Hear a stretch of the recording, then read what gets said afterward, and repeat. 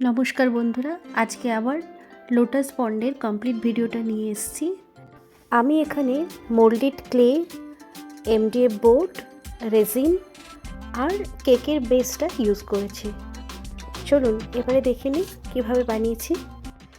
Detail step by step ভিডিওটা আমার YouTube channel creative বর্ণালী আর্টে দেওয়া আছে, আপনারা দেখে নিতে পারেন।